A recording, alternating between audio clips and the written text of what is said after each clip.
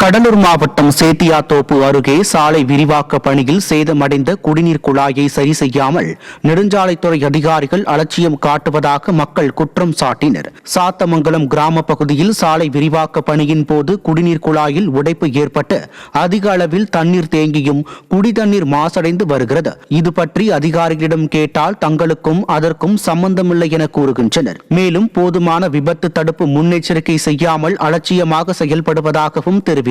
விடிய அரசு நிர்வாக குளறுபடியால் பொதுமக்கள் அவதி தொடர்வதாக மக்கள் குற்றம் சாட்டுகின்றனர். தூத்துக்குடி மாவட்டம் சாத்தான்குளம் அருகே பெரிய தாழை கடற்கரையில் இலங்கை நாட்டின் பைபர் படகு கடலில் மிதந்து வந்தது குறித்து விசாரணை நடத்தப்பட்டு வருகிறது.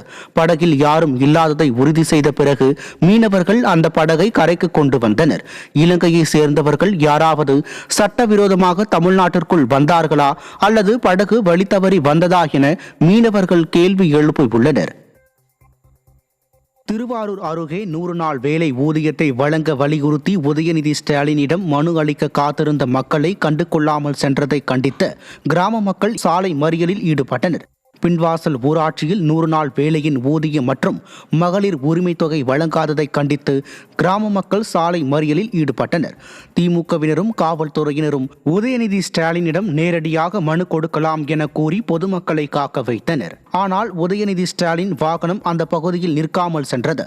இதனால் ஆத்திரமடைந்த மக்கள் உதயநிதி ஸ்டாலின் நிற்காமல் சென்றதை கண்டித்து மீண்டும் சாலை மறியலில் ஈடுபட்டனர். விளம்பரமாடல் திமுகவினர் மக்களிடம் வாக்குறுதி கொடுத்து ஏமாற்றுவது தொடர்கதையாவதாக குற்றம் சாட்டினர்.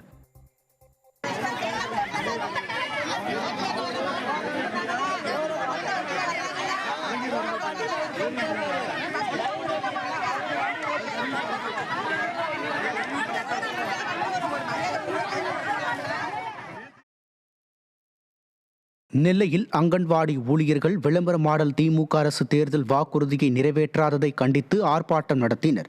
தேர்தல் வாக்குறுதிப்படி அங்கன்வாடி ஊழியர்கள் மற்றும் உதவியாளர்கள் நிரந்தரம் பதவி உயர்வு, காலமுறை ஊதியம் உள்ளிட்ட பல்வேறு கோரிக்கைகளை வலியுறுத்தியும் ஸ்டாலின் அரசுக்கு எதிராகவும் முழக்கங்கள் எழுப்பப்பட்டது.